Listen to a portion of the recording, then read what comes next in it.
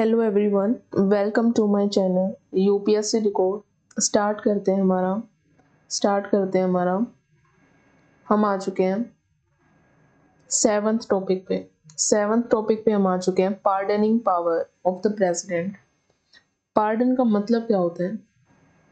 Pardon का मतलब होता है, ये है ना, ऑलरेडी हमने जो पिछले लेक्चर हैं जुडिशियल पावर, उसमें भी ये चीज़ हमने मेंशन कर रखी है और उसमें भी बहुत डिटेल में बता रखा है। फिर से बता देती हूँ। पार्डन का मतलब होता है कंप्लीट फॉरगिवनेस,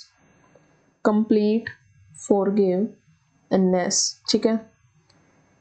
उसके बाद जो पार्डनिंग पावर है, पार्डनिंग पावर के अंडर आती है जितनी भी पावर है प्रेसिडेंट के पास, उसमें इंक्लूड कौन कौन सी हैं? Pardon,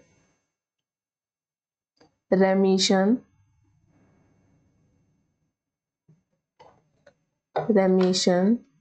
commutation, respite and reprieve, ठीक है। तो ये जितनी भी है ना, इन सब को मिला के हम बोलते हैं पार्डनिंग पावर ऑफ प्रेसिडेंट। इन सब को मिला के हम क्या बोलते हैं? Pardoning power of president. तो इसका एक पार्ट है, इसमें से एक पावर क्या है? पार्डनिंग पावर की पार्डन। उसका मतलब मैं बता रही हूँ कंप्लीट फॉरगिवनेस, ठीक है। मैं ये जो पार्डनिंग पावर ऑफ प्रेसिडेंट है इसका मतलब नहीं बता रही हूँ, इसका जो एक पावर है, इसमें से एक पावर है, उसका मतलब बता रही हूँ कंप्लीट फॉरगिवनेस। पार्डनिंग पावर में सिर्फ यहाँ का मतलब है फॉरगिवनेस, ठीक है। आगे देखते हैं, पूरा डिटेल में देखते हैं ऐसा क्यों बोल रहे हैं, फॉरगिवनेस, कंप्लीट फॉरगिवनेस, सब देखते हैं, पूरा डिटेल में देखेंगे। Article 72 of the constitution, article 72 constitution का एम्पावर करता है प्रेसिडेंट को to grant pardons to the person. Grant का मतलब क्या होता है? ग्रांट का, जस्ट अ सेकेंड, ग्रांट का मतलब होता है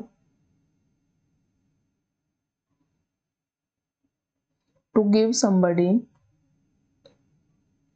somebody officially what he or she, any person asked for, ठीक है। पार्डन का मतलब होता है फॉरगिवनेस। तो किसी ने पूछा प्रेसिडेंट से, क्या पूछा? फॉरगिव करने के लिए उनको किस चीज के बारे में? हु हैव बीन ट्राइड, कौन पूछ रहा है? वो पूछ रहे हैं जो ट्राइड हो गए हैं, कन्विक्टेड हो गए हैं। इसका मतलब ट्राइड एंड कन्विक्टेड का मतलब है tried and convicted and offence का मतलब है, ऑफेंस का मतलब है कि किसी ने कोई क्राइम किया है। क्या किया है? कोई क्राइम किया है या कोई भी इलीगल एक्शन लिया है, उसको हम क्या बोलते हैं? जो वो एक्शन इलीगल किया गया है किसी पर्सन के द्वारा, कोई भी इलीगल एक्शन या कोई क्राइम किया गया है, उसको हम ऑफेंस बोलते हैं। और उसने वो ऑफेंस किया है, इसलिए इसलिए कोर्ट ऑफ लॉ ने, जुडिशरी ने, कोर्ट ऑफ लॉ ने finding somebody who is guilty, कौन गिल्टी है? जिसने ऑफेंस किया है। अगर कोर्ट ऑफ लॉ उसको फाइंड कर देती है, उसको कह देती है कि यस, कि that somebody is guilty of a crime, तो उसको क्या दी जाती है? एक स्टेटमेंट दी जाती है जुडिशरी के द्वारा कि yes, you have done this illegal action and crime. तो उसकी जो भी पनिशमेंट होती है, ठीक है। अब उस पनिशमेंट से फॉरगिव करने के लिए जो पर्सन है वो पार्डन को ग्रांट कर रहा है, आस्क कर रहा है किससे? प्रेसिडेंट से। किस चीज के लिए? ताकि वो उसको फॉरगिव कर दें, पार्डन कर दें। अब इसमें, इस पार्डनिंग पावर में जो फॉरगिवनेस हो रही है वो कई प्रकार की होती है, ठीक है। जैसे मैंने आपको बताया ना, commutation, remission, respite, reprieve. तो these are the types of pardoning power. ठीक है, ये पावर होती हैं, उनके टाइप्स हैं ये, ठीक है, ये हम पढ़ेंगे, इनको मिला के ही सारी पार्डनिंग पावर एक बोला गया है, इन सबको मिला कर ही, ठीक है। अब देखते हैं, फिर से पढ़ते हैं द आर्टिकल 72। आर्टिकल 72 को याद रखना। Article 72 of the constitution empower the president to grant pardon, कि वो ग्रांट कर सके पार्डन उस पर्सन को who have been tried and convicted of any offense, किसी भी ऑफेंस के लिए कन्विक्टेड हुए हैं, इन ऑल केसेस, किन किन केसेस में वो कन्विक्टेड हुए हैं, जैसे मैंने बताया ना, उन्होंने कुछ क्राइम किया, पर क्राइम किसके अकॉर्डिंग कह रहे हैं, या तो उनको पनिशमेंट मिली है और सेंटेंस मिला है is for an offence against A union law, कोई यूनियन लॉ था, ठीक है, उसको वायलेट करते हुए उन्होंने कोई एक्ट किया है उस पर्सन ने, तो उसको मानते हैं इलीगल। तो अगर ऐसा उन्होंने किया है तो इस केस में जो है प्रेसिडेंट ग्रांट कर सकते हैं pardon to that person. Of course कोई लिमिटेशंस हैं, पूरे डिटेल में हम देखेंगे। पनिशमेंट और sentence is by a court martial, military court. मैंने आपको बताया फर्स्ट है यूनियन लॉ, दूसरा है कोर्ट मार्शल जिसको हम क्या बोलते हैं, मिलिट्री कोर्ट, ठीक है। थर्ड में किस केस में दे सकते हैं, जब किसी को सेंटेंस ऑफ डेथ दिया जाता है, किसी को क्या दिया जाता है, सेंटेंस ऑफ डेथ। तीनों चीजें याद रखेंगे, तीनों चीजें याद रखेंगे। पहला है यूनियन लॉ, दूसरा है मिलिट्री कोर्ट और कोर्ट मार्शल, थर्ड याद रखेंगे सेंटेंस ऑफ डेथ, तीनों याद रखेंगे, ठीक है। सेंटेंस ऑफ डेथ को याद रखेंगे, ठीक है। द पार्डनिंग पावर, क्योंकि सेंटेंस ऑफ डेथ में क्या है, गवर्नर और प्रेसिडेंट का, इसमें क्या किया जाएगा, दोनों में डिफरेंस किया जाएगा इस पावर से रिलेटेड, सेंटेंस ऑफ डेथ से, वो हम आगे पढ़ेंगे, ठीक है। The pardoning power of the president is independent of the judiciary. Independent का मतलब क्या है, इंडिपेंडेंट का मतलब है, जस्ट अ सेकंड, ओके।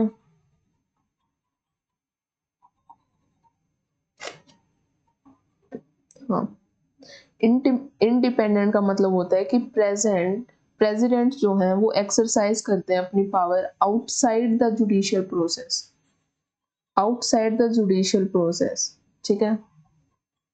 देखते हैं अच्छे से, लिख लेते हैं यहाँ पे,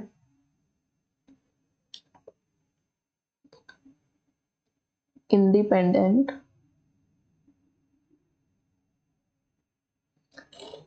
ऑफ जुडिशरी।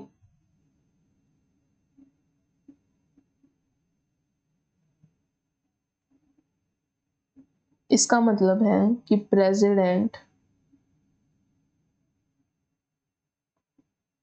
एक्सरसाइज, क्या एक्सरसाइज कर रहे हैं, पार्डन ग्रांट कर रहे हैं।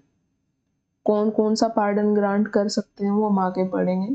तो क्या कर रहे हैं, president exercise the exercise this power, pardoning power, exercise pardoning power, this means here is pardoning, okay, pardoning power, exercise pardoning power outside the judicial process। जो भी जुडिशियल प्रोसेस होता है ना, उसके आउटसाइड जाके प्रेसिडेंट इस पावर को, pardoning power को एक्सरसाइज करते हैं। It means it is not this pardoning power, it means is not as a part of court of appeal, okay। Court of appeal क्या होता है, कोर्ट ऑफ अपील होता है कि court that review decision made by lower court. जैसे मान लो high court से appeal जाता है सुप्रीम कोर्ट में कि हाई कोर्ट ने मान लो कोई भी डेथ सेंटेंस दे दिया या कोई भी सेंटेंस, तो अगर हाई कोर्ट अपील करते तो सुप्रीम कोर्ट उस सेंटेंस को दोबारा रिव्यू कर सकती है, ठीक है। लेकिन जो ये पार्डनिंग पावर है, अगर आप ऐसा सोच रहे हैं कि सुप्रीम कोर्ट ने भेजा है किसको, प्रेसिडेंट को, कि वो हमारा जजमेंट रिव्यू करें, जैसे वो लोअर कोर्ट का जो है अपील को क्या करते हैं, रिव्यू करती है सुप्रीम कोर्ट, वैसे ही प्रेसिडेंट भी रिव्यू करे, ऐसा नहीं है, ऐसा नहीं है। ये कह रहे हैं कि it is not as a part of court of appeal, ठीक है।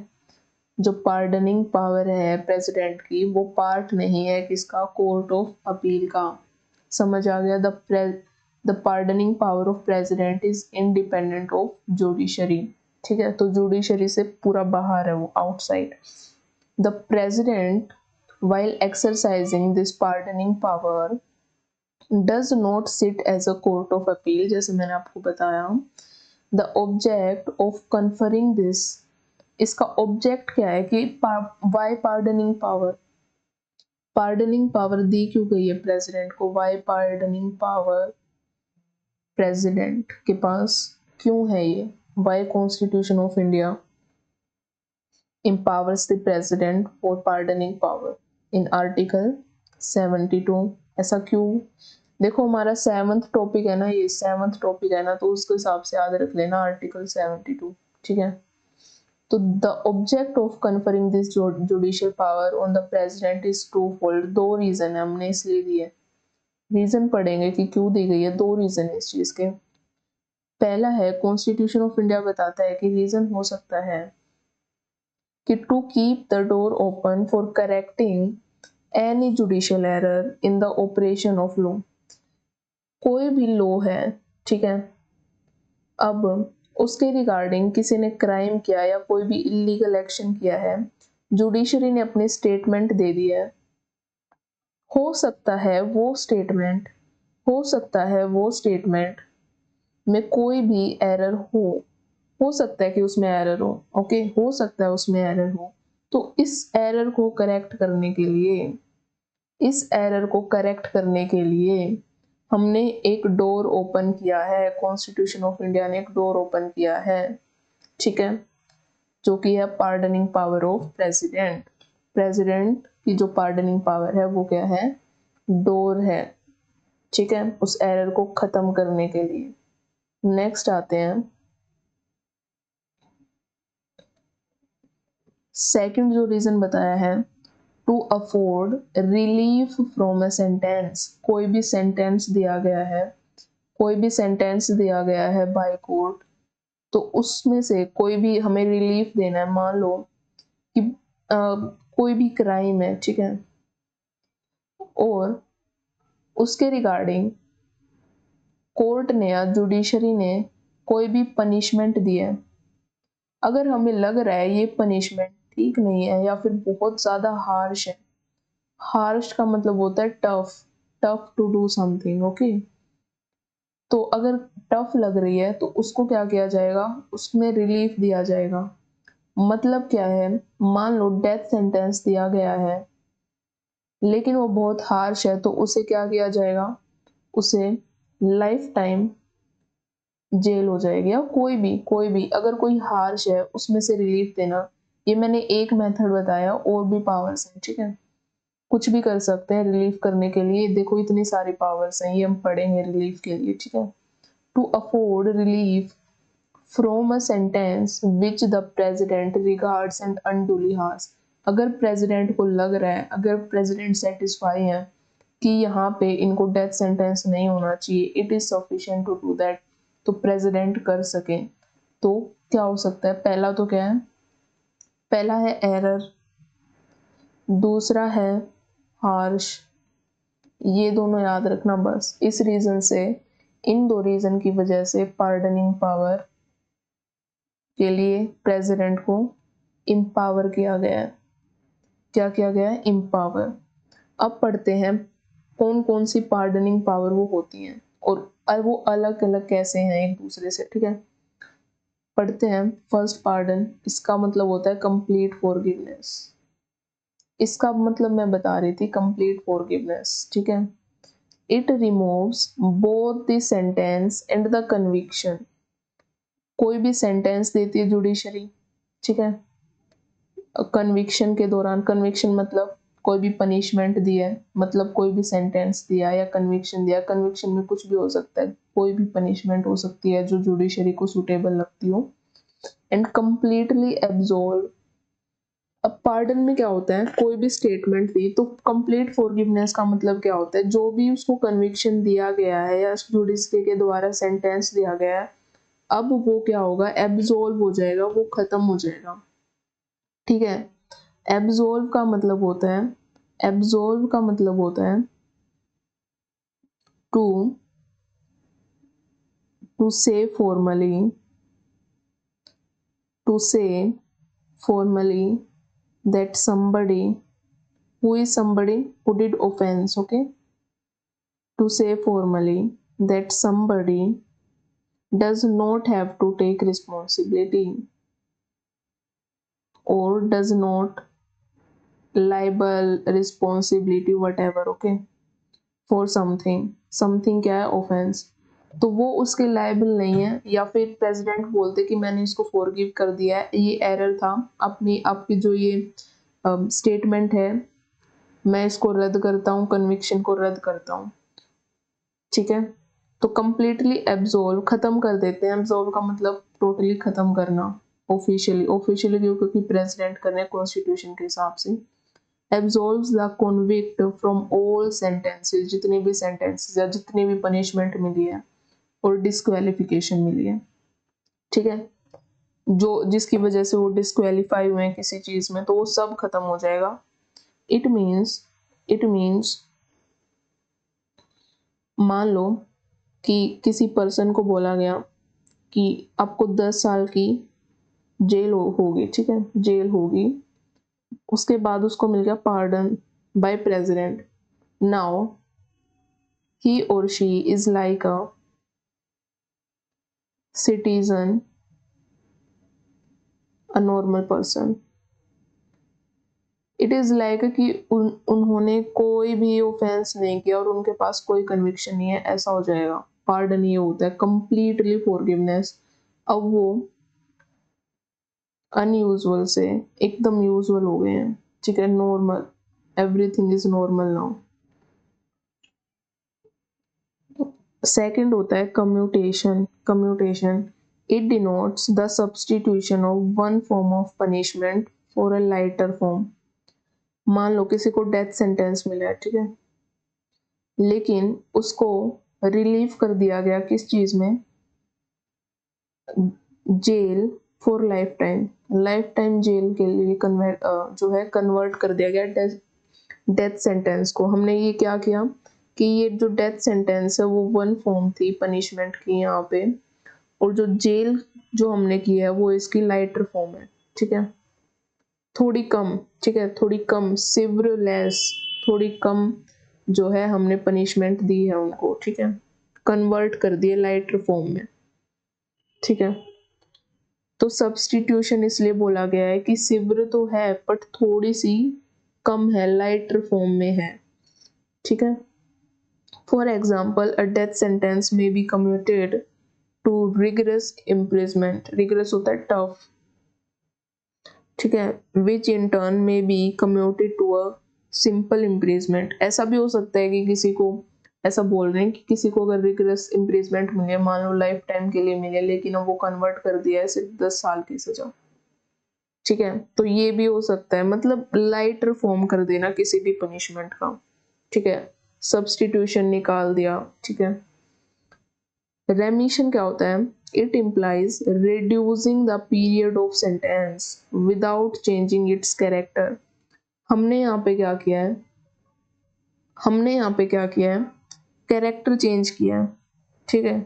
कम्यूटेशन में, कम्यूटेशन में हमने क्या किया, कम्यूट कर दिया है, कैरेक्टर चेंज कर दिया है, ठीक है। याद रखना कम्यूटेशन में क्या आएगा, कैरेक्टर, सी से कैरेक्टर याद रखना, ठीक है।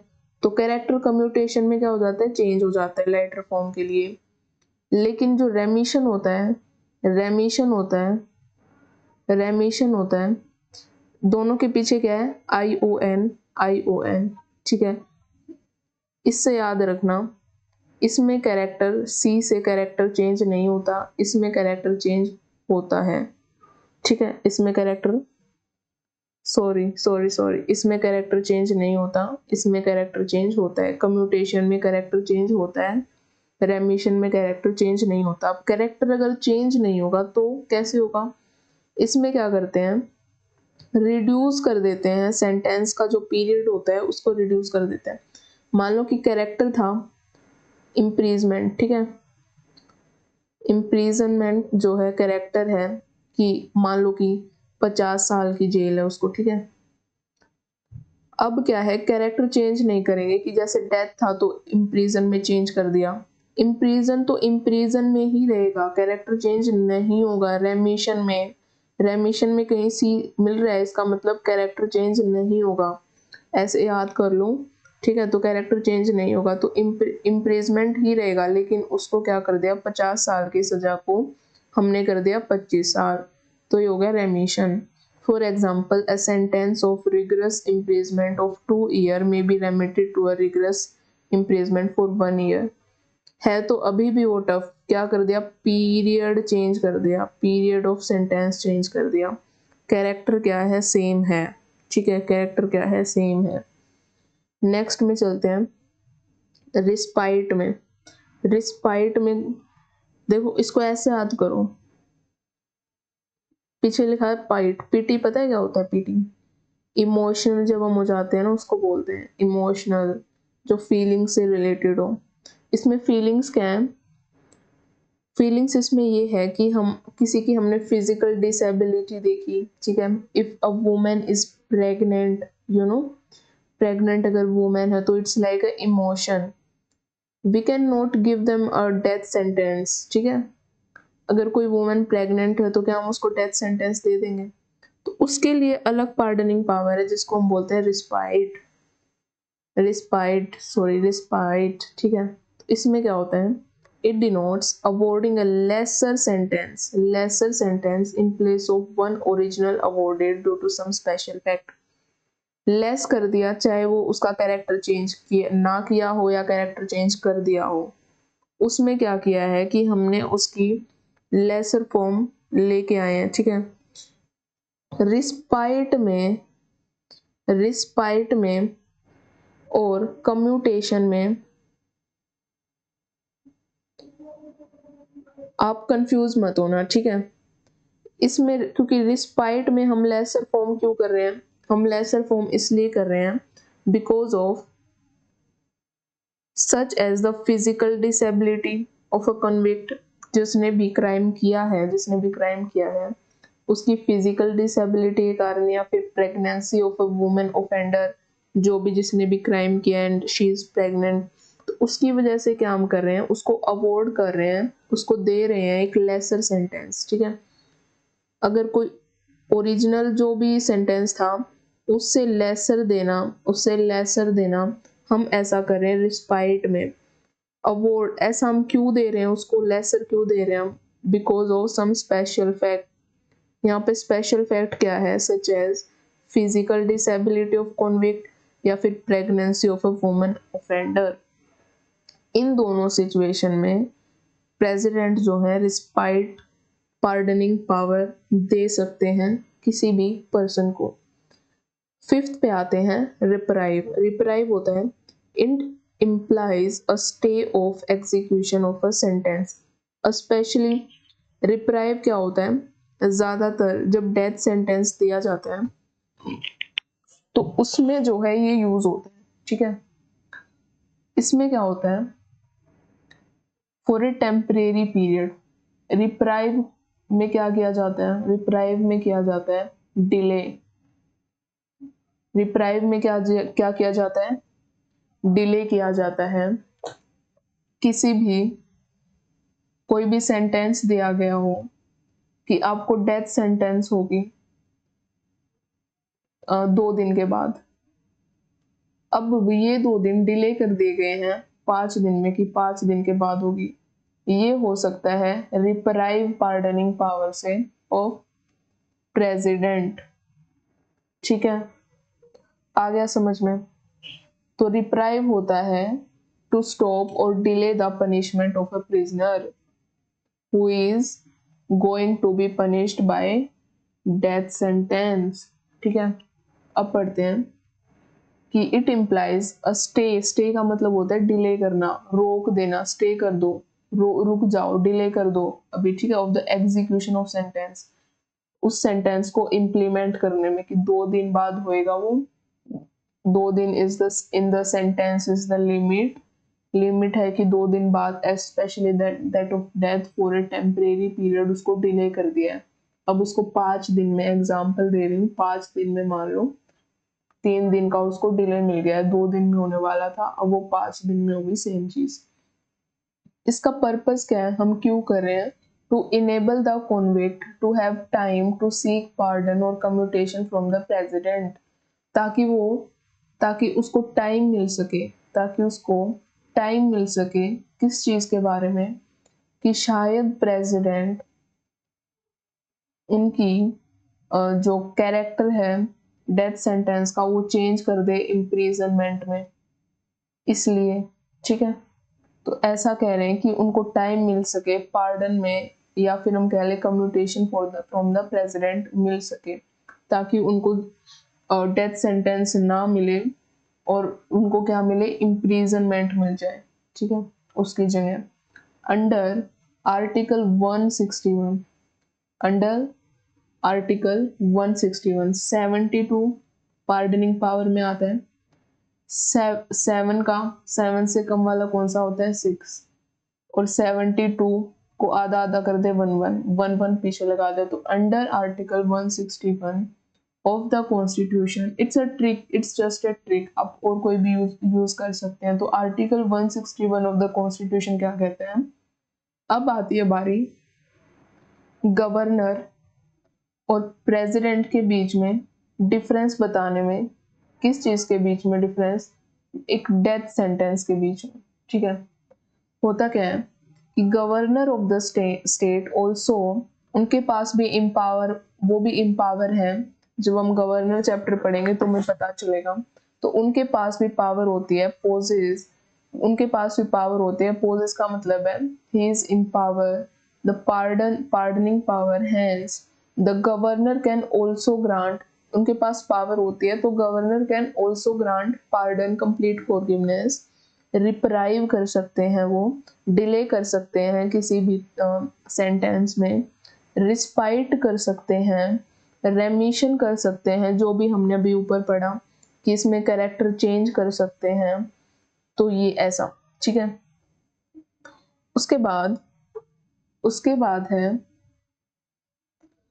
पनिशमेंट और सस्पेंड। अच्छा, एक चीज और, रिप्राइव में क्या होता है, डिले होता है। ठीक है, रिस्पाइट में क्या होता है, लेसर सेंटेंस। ठीक है, reducing the period of sentence होता है इसमें। ठीक है, तो इनको है ना बहुत ध्यान में, थोड़ा अपने दिमाग में, जैसे मैंने बताया है ना, अपना अलग अलग बनाते रहो। ठीक है, जैसे कि मैंने यहाँ पे बताया था कैरेक्टर चेंज इसमें नहीं होता, कैरेक्टर चेंज होता है। तो दिमाग में थोड़ा इनके थोड़े डिपार्टमेंट्स बनाओ अलग अलग, ताकि आपकी मेमोरी में बैठे रहे। तो रिस्पाइट में क्या होगा कि लेसर सेंटेंस मिलेगी ओरिजिनल के रिस्पाइट में, क्योंकि इसमें स्पेशल फैक्ट है ऐसा। तो इनको आई होप आपको याद रहेंगे, मैंने काफी डिटेल में बता दिया इनको, तो इनको याद रखना, भूलना मत। नेक्स्ट है, हाँ कहाँ थे, तो गवर्नर क्या कर सकते हैं, रिस्पाइट कर सकते हैं कि किसी भी स्पेशल फैक्ट के अकॉर्डिंग किसी की फॉर्म लेसर करना, रेमिशन करना, या पनिशमेंट और सस्पेंड करना, रेमिट करना, कम्यूट करना किसी भी सेंटेंस का, पर्सन जिन्होंने क्या किया है, क्राइम किया है, कन्विक्टेड ऑफ एनी ऑफेंस, जो भी उन्होंने क्राइम किया है, against state law not union law. President and governor is the head of the state, but president is the head of the state, ठीक है, बट गवर्नर जो है हेड होते हैं स्टेट के, तो वो स्टेट लॉ ही देखेंगे, right. But the pardoning power of the governor differs from that of president. कैसे डिफर है, पार्डनिंग पावर डिफर है, हम रीजंस देखेंगे।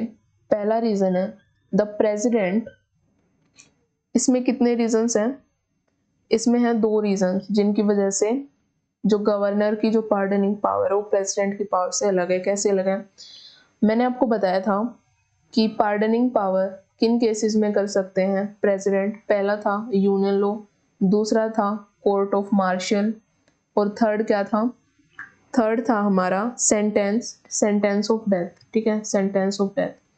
अब president can pardon sentence inflicted by court martial, right, मैंने आपको बताया था सेकंड केस में कर सकते हैं मिलिट्री कोर्ट्स में, but governor can not here. पहला तो डिफरेंस ये हो गया गवर्नर और प्रेसिडेंट की जो है पार्डनिंग पावर में। दूसरा क्या होता है, the president can pardon death sentence while governor can not. अगर कोई डेथ सेंटेंस आ गया तो उनको जो है गवर्नर के पास राइट नहीं होता है डेथ सेंटेंस के रिगार्डिंग कोई भी पार्डनिंग पावर देने का। Even if a state law prescribe death sentence the power to grant pardon lies with the president. तो इनको डेथ सेंटेंस अगर स्टेट लॉ के रिगार्डिंग कोई भी हुआ है तो उनको कौन करेंगे, प्रेसिडेंट ही पार्डन करेंगे, गवर्नर के पास कोई राइट नहीं है। इसको ध्यान रखना, अगर आपको पूछे कि डेथ ऑफ सेंटेंस, अगर कोई पूछे have power, governor have pardoning power regarding death of sentence, तो आप क्या कहेंगे, ये सेंटेंस रोंग है या राइट है। आप कहेंगे ये सेंटेंस रोंग है, क्योंकि उनके पास डेथ सेंटेंस से रिलेटेड कोई पार्डनिंग पावर नहीं होती है। ठीक है, अगर बोले who have that even in state laws president have pardoning power regarding death sentence and governor do not have।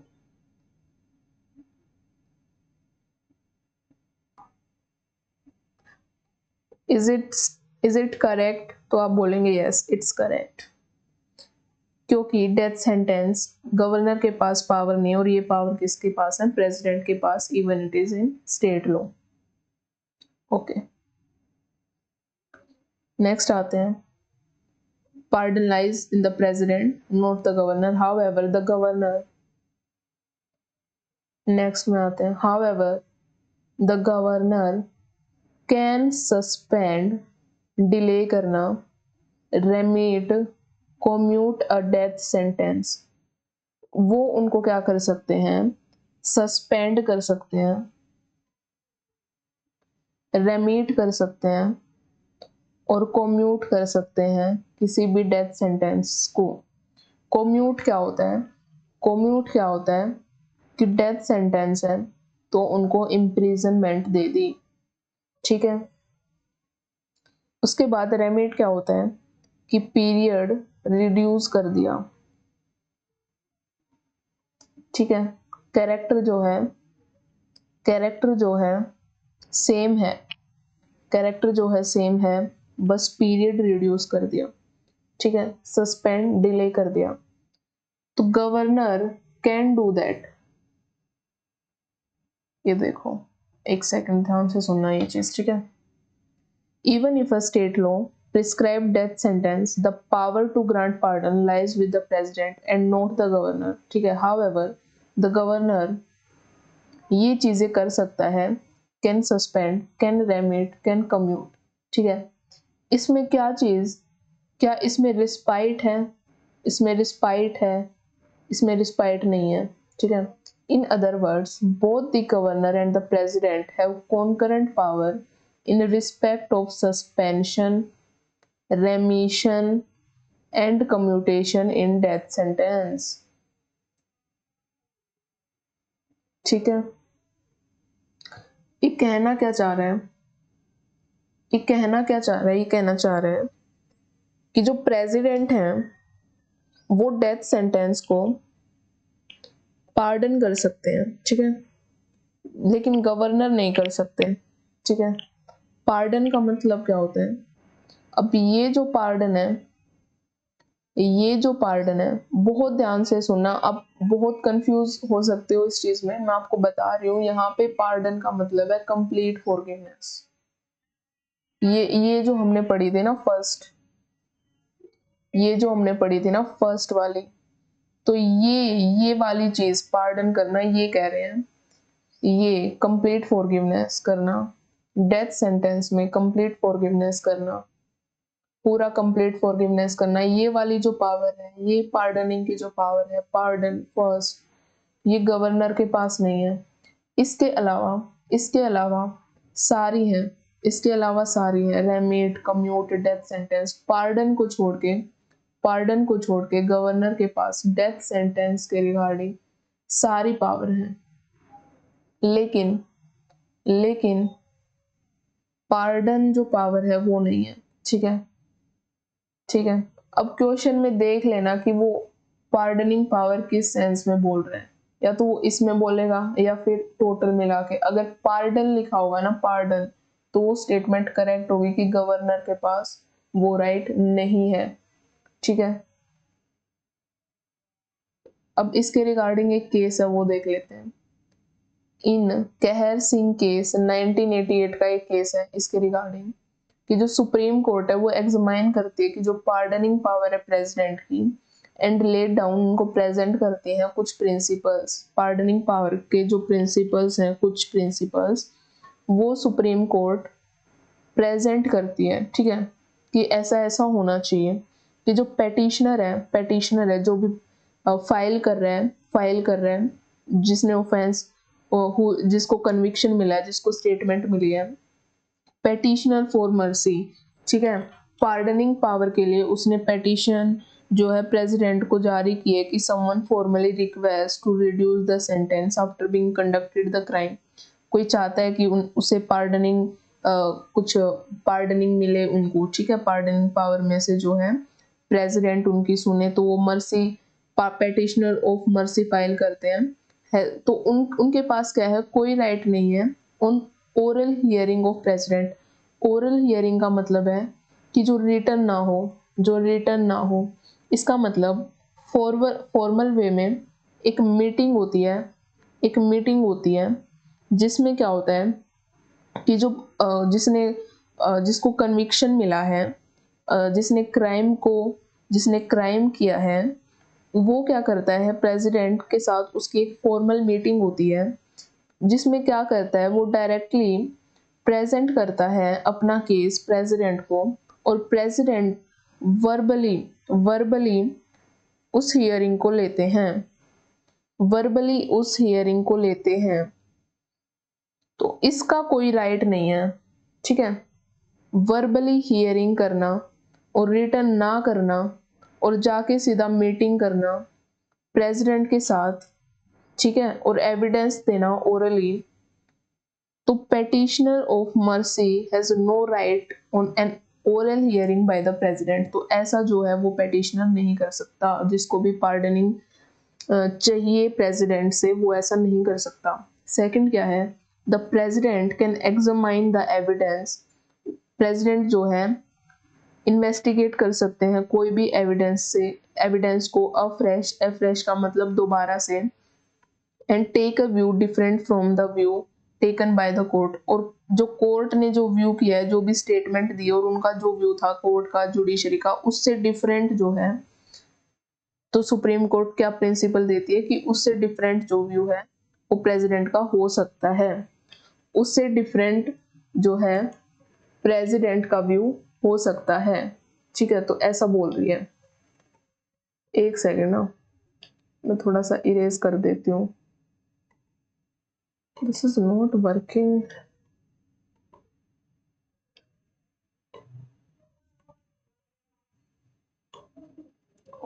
Just a second, okay, बस 1 मिनट रुकेगा आप लोग।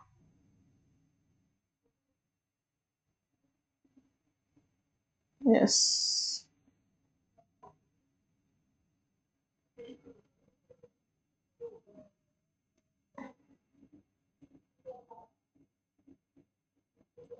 Just a second, okay?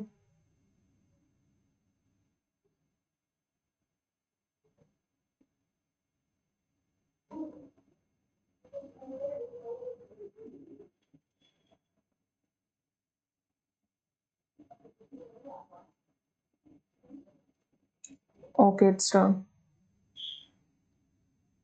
Yes. तो पहला प्रिंसिपल क्या था हमारा? पहला प्रिंसिपल था कि जो पेटिशनर है वो ओरल हियरिंग नहीं कर सकता प्रेसिडेंट के साथ। दूसरा है कि जो कोर्ट ने व्यू लिया है किसी केस के बारे में उससे डिफरेंट व्यू प्रेसिडेंट जो है वो ले सकते हैं डिफरेंट व्यू कोर्ट से। ठीक है, कि कोर्ट ने लिया है डेथ सेंटेंस तो उसको चेंज कर सकते हैं प्रेसिडेंट अपने व्यू के अकॉर्डिंग, अपनी इन्वेस्टिगेशन के अकॉर्डिंग, एविडेंस का जो भी वो व्यू रखते हैं उसके अकॉर्डिंग। ठीक है, the power is to be exercised by the president on the advice of the union cabinet. Union cabinet क्या होता है? यूनियन कैबिनेट क्या होता है? एंड काउंसिल ऑफ मिनिस्टर्स क्या होता है? यूनियन कैबिनेट में होते हैं मोस्ट इम्पोर्टेंट मिनिस्टर्स। अभी के लिए इतना समझो, जब हम चैप्टर पढ़ेंगे ना तब और जानेंगे। इसमें ऑल मिनिस्टर्स, जितने भी टाइप के मिनिस्टर्स होते हैं वो इंक्लूड होते हैं। ठीक है, इसमें मान लो 15 से 20 ही होते हैं मिनिस्टर। इसमें 15% ऑफ लोकसभा जो सीट होती है उसके हो सकते हैं। ठीक है, ऐसा होता है। तो यूनियन कैबिनेट होता है वो जो ये होता है जो डिसीजन मेकिंग करते हैं। Just a second guys, okay, मेरा थोड़ा सा गला सूख रहा है, जस्ट अ सेकेंड।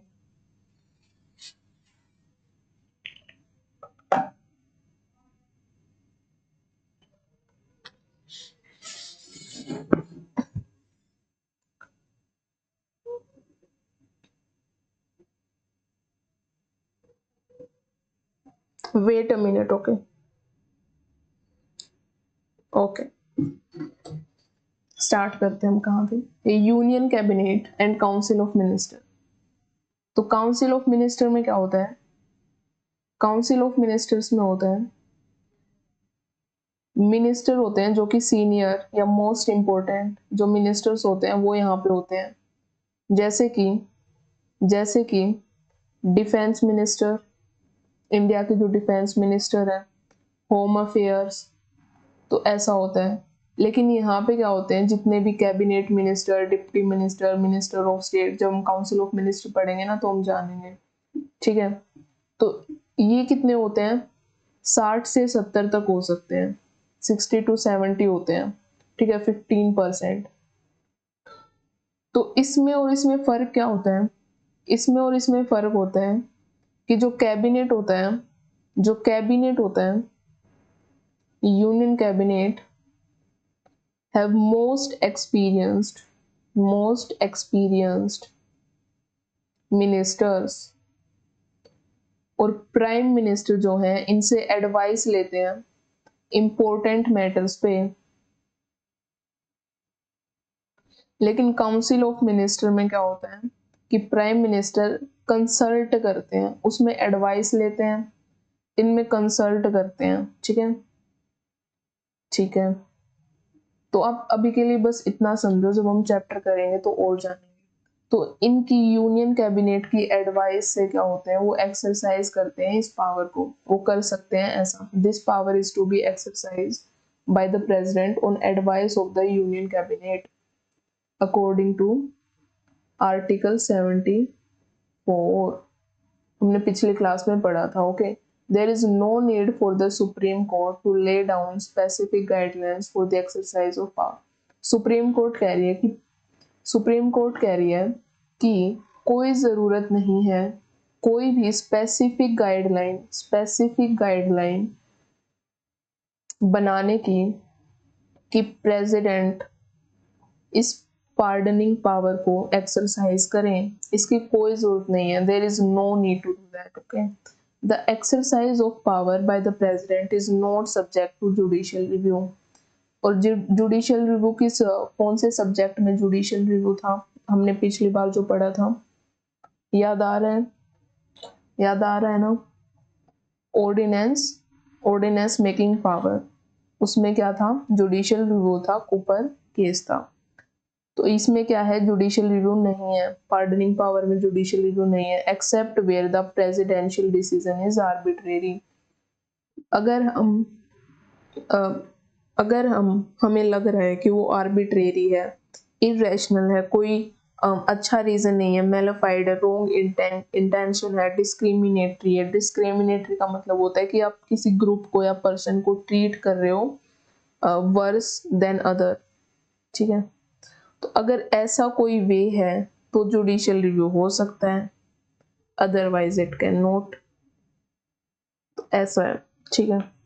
नेक्स्ट पे आते हैं, constitutional position of the president. एक सेकेंड ना, कॉन्स्टिट्यूशनल पोजीशन, ये है हमारा 8th टॉपिक, लास्ट टॉपिक है इस चैप्टर का, constitutional position of the president. The Constitution of India has provided for a parliamentary form of government. Yes, we have a parliamentary form of government. लोक सभा है, राज्यसभा है, स्टेट लेवल पे भी ऐसा ही है। Consequently, the president has been made only nominal executive. For president जो nominal executive है, ये हमें पता है।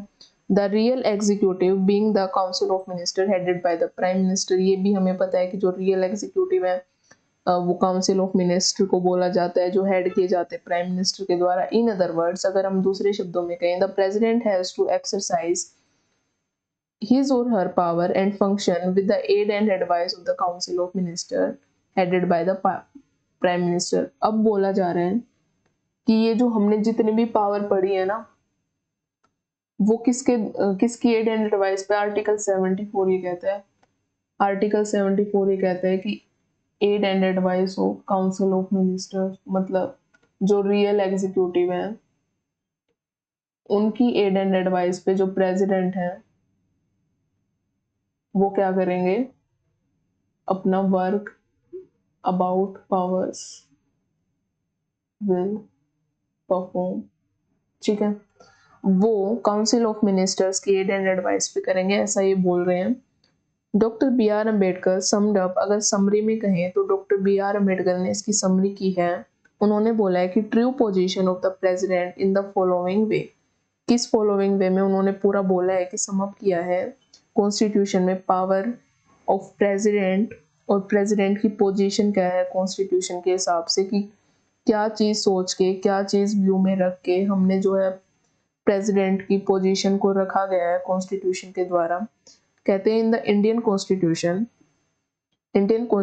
में there is placed at the head of the Indian union, वो इंडियन यूनियन के हेड ऑफ द स्टेट हैं, a functionary who is called the president of the union, ठीक है। द टाइटल, जो ये टाइटल दिया गया है of the functionary reminds of the president of union states, आपको रिमाइंड कर रहा होगा कि जो यूनियन स्टेट है उसमें भी प्रेसिडेंट है, ठीक है। ये बता रहे हैं आपको टाइटल क्या रिमाइंड करवा रहा होगा, the president of the union state, but beyond the identity of name. लेकिन अगर हम सिर्फ नाम को छोड़ दें, इस नाम को छोड़ दें, there is nothing, just a second, okay, हाँ okay, there is nothing common between the form of government prevalent in America, कह रहे हैं जो हमने क्या यूज किया, पार्लियामेंट्री फॉर्म ऑफ गवर्नमेंट, और उसमें क्या है, जो प्रेसिडेंट की जो पोजीशन रखी है हमने कॉन्स्टिट्यूशन में, वो क्या है, अलग है किससे, president of USA.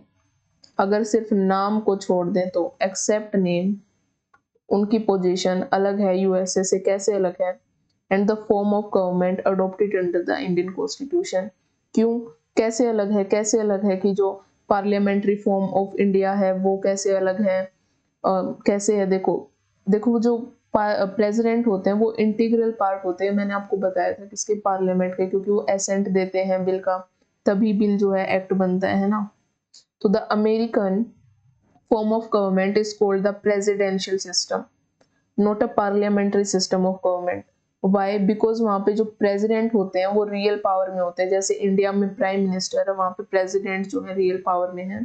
And what the Indian constitution adopted is the parliamentary system. वही बता रहे हैं कि इंडिया ने पार्लियामेंट्री सिस्टम अडोप्ट कर रखा है, उन्होंने प्रेसिडेंशियल सिस्टम यूएसए ने.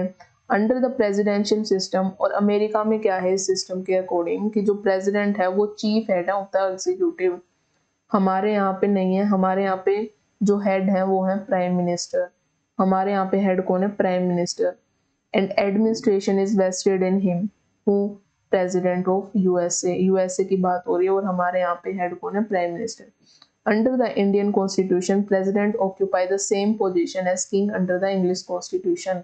कह रहे हैं जो यूके का जो कॉन्स्टिट्यूशन है उसमें जो पोजीशन है प्रेसिडेंट की, वैसी पोजीशन है हमारे इंडियन कॉन्स्टिट्यूशन में प्रेसिडेंट की. तो मेल खाता है यूके की जो पोजीशन है प्रेसिडेंट में और इंडियन कॉन्स्टिट्यूशन में. ठीक है, लेकिन यूएसए में मेल नहीं खाता है इंडियन कॉन्स्टिट्यूशन. ठीक है, he is the head of the state but not of the executive, क्योंकि यूके में भी जो है वो हेड ऑफ द स्टेट है, जो किंग है. ठीक है, उनका नाम सेम नहीं है, उनका नाम जो है किंग क्वीन होता है. ठीक है, लेकिन इंडियन कॉन्स्टिट्यूशन में प्रेसिडेंट है, जो नाम जो है वो यूएसए से मैच करते हैं, लेकिन जो पोजीशन है वो यूके से मैच करती है. ठीक है, he represent the nation but does not rule the nation. UK की बात बता रहे हैं कि वो नेशन को रिप्रेजेंट करते हैं बट वो नेशन को रूल नहीं करते हैं, क्योंकि वो एग्जीक्यूटिव पावर जो है उसको हेड नहीं करते हैं. तो इसलिए he is the symbol of nation. और हमने बताया था कि जो प्रेसिडेंट है वो सिंबल किस चीज का है? Integrity, unity, solidarity of our nation India. His place in administration is that of ceremonial device.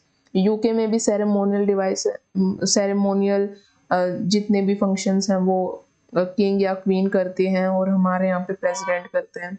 और a seal by which nation decisions are made no. ठीक है, सील का मतलब है कि उनके नाम पर. ठीक है, he is generally bound by he is generally bound by advice of his ministers. Same कि वो मिनिस्टर्स की एडवाइस पे जो है काम करते हैं, बट वो बाउंड हैं, उनकी एडवाइस पे उनको करना ही पड़ेगा. जैसे हमारे यहाँ पे है ना कि हम रिटर्न कर सकते हैं. ठीक है, after constitutional amendment he can do nothing contrary to the advice nor he do anything without their advice. उनसे उनके वर्सेस में होके वो कुछ नहीं कर सकते. ठीक है, और उनको उनकी माननी पड़ेगी. ठीक है, ऐसा कह रहे हैं. The president of United state, हालांकि अगर हम देखें यूनाइटेड स्टेट के प्रेसिडेंट को can dismiss any secretary at any time. किसी भी टाइम पे प्रेसिडेंट सेक्रेटरी को खुद ही यहाँ पे कोई एड एंड एडवाइस नहीं है काउंसिल ऑफ मिनिस्टर्स की या कोई भी मिनिस्टर की, तो उनको वो क्या कर सकते हैं? डिसमिस कर सकते हैं. उनको क्या कर सकते हैं? डिसमिस कर सकते हैं, हटा सकते हैं. The president of Indian union has no power to do so. लेकिन हमारे इंडियन कॉन्स्टिट्यूशन में प्रेसिडेंट के पास ये पावर नहीं है. जब प्राइम मिनिस्टर बोलते हैं उनकी एड एंड एडवाइस पे कोई मिनिस्टर को हटाया जाता है, ना कि प्रेसिडेंट खुद कर देते हैं. हालांकि वो अपॉइंट करते हैं, उनके प्लेजर पे काम करते हैं, रिमूव करते हैं एड एंड एडवाइस पे, लेकिन. ठीक है, उसके बाद देखते हैं so long as his minister command majority of parliament. ये कह रहे हैं कि जो प्राइम मिनिस्टर हमारे इंडिया में बनते हैं एब्सोल्यूट मेजोरिटी से बनते हैं. ठीक है, लेकिन जब वो मेजोरिटी खत्म हो जाएगी तो प्रेसिडेंट कर सकते हैं ऐसा काम कि वो हट जाए, क्योंकि अब तो गवर्नमेंट ही नहीं बची ना. तो प्रेसिडेंट हैव टू डिसाइड कि गवर्नमेंट कौन आए, कैसे आए. ठीक है, वो हम आगे पढ़ेंगे. ठीक है, so long as his minister command majority in the parliament. तो प्रेसिडेंट के पास ये कोई पावर नहीं है हटाने की. In estimating the constitutional position of the president particularly reference has to be made. जो मैंने बताया ना आर्टिकल 53 और article 74 and article 75 these are, ये बता रहे हैं. पूरा आर्टिकल 53 ये है, आर्टिकल 74 या आर्टिकल 75 क्या कहते हैं? The executive power of the Union shall be vested in the President and shall be exercised by him or her either directly or through officers subordinate to him or her in accordance with this Constitution. मतलब उनकी add and advice पे जो है president काम करेंगे, ठीक है।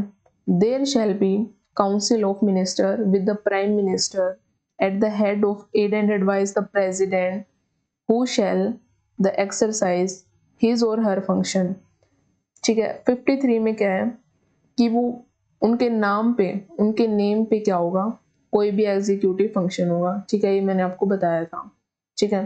तो ये रिलेटेड कैसे है मैं आपको ये बता रही हूँ, ठीक है। The executive power of the union shall be vested in president, ठीक है।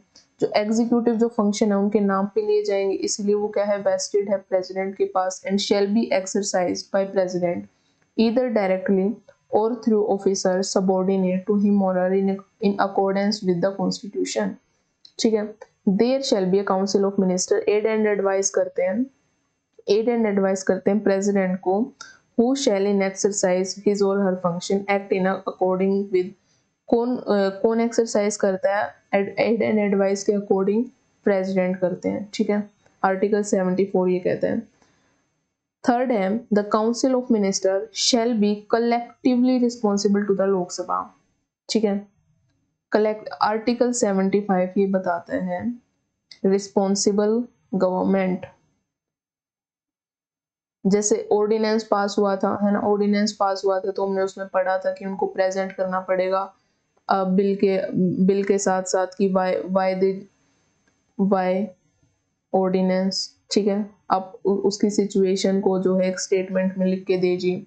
तो जो एग्जीक्यूटिव है वो रिस्पॉन्सिबल है किसके, लेजिस्लेचर के। और ये मैंने अपने फर्स्ट वीडियोस में भी बताया, सेम वही बात हो रही है कि जो कलेक्टिवली रिस्पॉन्सिबल होते हैं, कलेक्टिवली का क्या मतलब होता है कि जितने भी काउंसिल ऑफ मिनिस्टर्स हैं एंड जिनको उनको लीड कौन करता है, प्राइम मिनिस्टर। अब कोई उस गवर्नमेंट के द्वारा जो गवर्नमेंट रूलिंग है, अब वो कोई बिल पास कर रही है, बिल पास कर रही है तो सबको हाँ बोलनी है उस पर, ठीक है। अगर किसी ने मना कर दिया, किसी ने मना कर दिया, किसी मेंबर ऑफ पार्लियामेंट या मिनिस्ट्री ने, इसका मतलब क्या है, और अगर मेजोरिटी नहीं आई उस बिल में, इसका मतलब है नो कॉन्फिडेंस मोशन पास हो चुका है। और अगर प्राइम मिनिस्टर वहां पे, तो सबको हाँ बोलना होता है, सबकी सहमति होनी चाहिए किसी भी काम में। बात ये है, सबकी सहमति कलेक्टिवली होनी चाहिए, ठीक है, कलेक्टिवली, ठीक है। इसका मतलब है कि अगर प्राइम मिनिस्टर, अगर सरकार रूलिंग पार्टी के चले जाते हैं तो इसका मतलब सरकार भी पूरी की पूरी गिर जाती है, ठीक है। इसका मतलब ये है। और ये हम पढ़ेंगे प्राइम मिनिस्टर और काउंसिल ऑफ मिनिस्टर में अलग से पढ़ेंगे। अभी के लिए बस इतना इतना ध्यान रखो कि कलेक्टिव सहमति सबकी होनी जरूरी है किसी भी काम में, बस ये ध्यान रखो कि सहमति होनी जरूरी, ठीक है। This provision is foundation of parliamentary system of government, यही पार्लियामेंट्री सिस्टम ऑफ गवर्नमेंट है कि जो एग्जीक्यूटिव है वो रिस्पॉन्सिबल है लेजिस्लेचर के। अब क्या है, अब क्या है, जो 42nd कॉन्स्टिट्यूशनल अमेंडमेंट एक्ट है 1976, मैं बता देती हूँ, जस्ट अ सेकंड, ओके।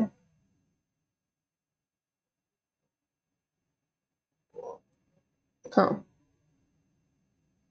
तो जो 42nd कॉन्स्टिट्यूशनल अमेंडमेंट एक्ट है 1976, उसमें क्या कर दिया गया था कि ये जो एड एंड एडवाइस है ना वो बाइंडिंग है, प्रेसिडेंट के लिए बाइंडिंग है। फिर क्या हुआ, फिर 44th कॉन्स्टिट्यूशनल अमेंडमेंट आई 1978 में, जिसने बोला बाइंडिंग नहीं है, वो एक बार once return can return to the council of minister, वो एक बार उस चीज को रिटर्न कर सकते हैं, जिसको जो भी aid and advice council of minister ने दी है। The advice of council headed by the prime minister जो है वो है बाइंडिंग है, ठीक है। 42nd कॉन्स्टिट्यूशनल अमेंडमेंट ये कह रहा है। 44th क्या कह रहा है, जो 1978 में आई थी, जो इनेक्ट हुआ था जनता पार्टी के द्वारा। उस टाइम जो रूलिंग पार्टी थी वो जनता पार्टी गवर्नमेंट थी, हेडेड बाय मोरारजी देसाई। मोरारजी देसाई जो है उसको हेड कर रहे थे, प्राइम मिनिस्टर थे। Authorize the president to require the council of minister to reconsider, you know, return हम क्यों करते हैं कि आप दोबारा रिकंसिडर करें उस चीज को, दोबारा सोच विचार करें उस पर। सच एडवाइस इधर जनरली और अदरवाइज, ठीक है। However president shall act in accordance with the advice tender after such recommendation. अगर रिटर्न करने के बाद भी काउंसिल ऑफ मिनिस्टर ने दोबारा से प्रेसिडेंट को वही एडवाइस दी है, ठीक है, तो क्या है, तो बाइंडिंग है। इसका मतलब एक ही बार रिटर्न कर सकते हैं, दोबारा नहीं कर सकते, ठीक है। In other word, president may return a matter once only once for reconsideration of his or her minister, but the recommendation advice shall be binding. अब उसके बाद जो भी उसके बाद अगर दोबारा एड एंड एडवाइस आएगी तो बाइंडिंग होगी, ठीक है। बस रिटर्न कर सकते हैं, उनके पास अब ये पावर है, ठीक है। अब उसके बाद ये एग्जांपल बताया कि in October 1997 the cabinet recommended president K R Narayan to impose president rule article 356 के according in Uttar Pradesh. The president return this matter, ठीक है। तो रिटर्न की थी एड एंड एडवाइस, ठीक है। रिटर्न करने के बाद मतलब कैबिनेट ने उनको रिकमेंड किया कि यहाँ पे आप प्रेसिडेंट रूल लगाएं, उनकी एड एंड एडवाइस से कि आप यहाँ पे प्रेसिडेंट रूल लगाएं उत्तर प्रदेश में। पर प्रेसिडेंट ने उनको रिटर्न कर दिया था रिकंसिडर के लिए कैबिनेट को, विच देन उसके बाद क्या हुआ, कैबिनेट ने उस चीज को क्या कर दिया, दोबारा से उनको रिटर्न नहीं किया और वो क्या किया, नोट टू मूव अहेड, उसको बंद कर दिया कि अब रिटर्न नहीं कर रहे दोबारा, क्योंकि प्रेसिडेंट ने उसको रिटर्न कर दिया था। तो अब कैबिनेट चाहे तो दोबारा से रिटर्न कर सकता था और ये प्रेसिडेंट के लिए बाइंडिंग होता, पर कैबिनेट ने ऐसा नहीं किया। Which then decided not to move ahead, cabinet ने उसको दोबारा रिटर्न नहीं किया in the matter, hence the BJP led government under Kalyan Singh was saved, ठीक है। तो एक गवर्नमेंट थी उस टाइम पे वहां पे। अगेन सितंबर 1998 में क्या होता है, 1997 की बात है, करीबन एक साल के बाद the president K R Narayan return a recommendation of cabinet that sought the imposition of president rule in Bihar. पहले उन्होंने यूपी का रिटर्न किया, ठीक है, 1997 में, फिर 1998 में उन्होंने बिहार का रिटर्न किया प्रेसिडेंट रूल के लिए। आपने पढ़ा है ना प्रेसिडेंट रूल, मेरे पीछे वाले लेक्चर में करो, कंप्लीट होने वाला है चैप्टर बस। After a couple of month, कुछ महीनों बाद, the cabinet readvise the same, it was only then that the president rule was imposed in Bihar in February 1999। इसमें तो कैबिनेट ने नहीं किया रिटर्न, लेकिन बिहार में क्या कर दिया रिटर्न कर दिया दोबारा से। तो 1999 में क्या हुआ, प्रेसिडेंट रूल लग गया, ठीक है। तो ये एग्जाम्पल है इसका, ठीक है, जो भी हमने पढ़ा है। उसके बाद दो, एक second, my pencil is, though the president has no constitutional discretion, हम कह सकते हैं कि उनके पास अपनी मन मर्जी नहीं चलती है प्रेसिडेंट के पास। क्यों? क्योंकि वो नॉमिनल एग्जीक्यूटिव है, ठीक है। President has some situation discretion, कुछ डिस्क्रिशन है। इन अदर वर्ड, हम अब डिस्क्रिशन बता रहे हैं कुछ की। अब देखा ना हमने कि उनको एड एंड एडवाइस के अकॉर्डिंग काम करना पड़ता है ना, एड एंड एडवाइस के अकॉर्डिंग काम करना पड़ता है, लेकिन इसके कुछ एक्सेप्शन है जहां नहीं करना पड़ता और उनकी खुद की मन मर्जी चलती है, डिस्क्रिशनरी होता है वो। In other word, the president can act on his or her discretion that is without the advice of the minister. ऐसे कौन से 3 काम है? अगर आपको कोई बोल दे क्या कोई ऐसे पावर है प्रेसिडेंट के पास कि वो बिना एड एंड एडवाइस के कर सकते हैं कोई भी काम या कोई भी फंक्शन, तो आप बोलेंगे हाँ है। और ऐसी 3 पावर है, एक नहीं 3 पावर। और वो पावर कौन कौन सी है, कब कब आती हैं, कौन कौन सी सिचुएशंस में आती हैं, कौन कौन सी सिचुएशन में आती हैं, ये देखेंगे हम। Appointment of prime minister when no party has clear majority. मान लो टाई हो गया 271 ऐसा कुछ टाई हो गया, ठीक है, क्लियर कोई मेजोरिटी नहीं है, 272 चाहिए होती है ना।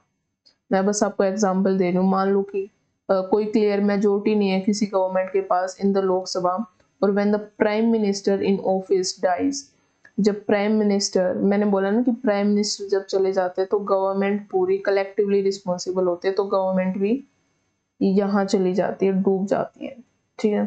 तो अगर prime minister in office dies suddenly, एकदम से, and there is no obvious successor, अब डाई बट अगर कोई सक्सेसर ना हो तो डूबने का ज्यादा खतरा होता है। अगर सक्सेसर होता है, सक्सेसर मतलब जो उनकी जगह लेगा आगे, ठीक है। तो अगर सक्सेसर नहीं है तो खतरा बहुत ज्यादा होता है, ठीक है। अगर है तो कम होता है। And there is no obvious successor, ठीक है। सेकंड है, तो इसमें क्या करना पड़ता है, प्रेसिडेंट के पास डिस्क्रिशन पावर होती है, ठीक है। वो हम आगे चैप्टर्स में पढ़ेंगे कि मतलब जो प्राइम मिनिस्टर और काउंसिल ऑफ मिनिस्टर चैप्टर आएगा ना, उसमें अलग से पढ़ेंगे। Dismissal of the council of minister when it can not prove the confidence of Lok Sabha, कि काउंसिल, अब मैंने जो बताया था ना कि अगर कोई बिल पास होता है या सहमति नहीं होती तो क्या इसका मतलब क्या है, सरकार टूटने लगी, इसका मतलब उनमें कॉन्फिडेंस नहीं रहा है, 272 सीट्स नहीं रही है, एमपी उस वहां से हटने लगे हैं जो सरकार रोल कर रही है। इसका मतलब क्या आ रहा है, इसका मतलब कॉन्फिडेंस नहीं रहा है, इसका मतलब कॉन्फिडेंस नहीं रहा है गवर्नमेंट में। तो उस केस में काउंसिल ऑफ मिनिस्टर को जो है प्रेसिडेंट डिसमिस कर सकते हैं, उनको हटा सकते हैं उनकी पोजीशन से। थर्ड है dissolution of Lok Sabha if council of minister has lost his, तो उसके बाद क्या होगा, वो डिसोल्यूशन भी कर सकते हैं वहां का, लोकसभा का, ठीक है। डिसोल्यूशन कर सकते हैं लोकसभा का। पहला है कि when prime minister die suddenly, या फिर कॉन्फिडेंस ना रहा हो, नो कॉन्फिडेंस मोशन पास हो गया हो। थर्ड ये है कि लोकसभा डिसॉल्व हो गई हो क्योंकि उसमें क्लियर मेजोरिटी नहीं है।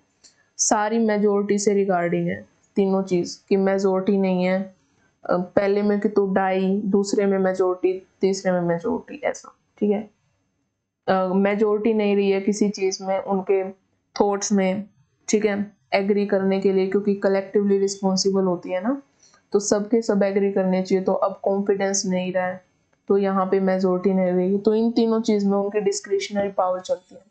प्रेसिडेंट चैप्टर खत्म हो चुका है, प्रेसिडेंट चैप्टर खत्म हो चुका है।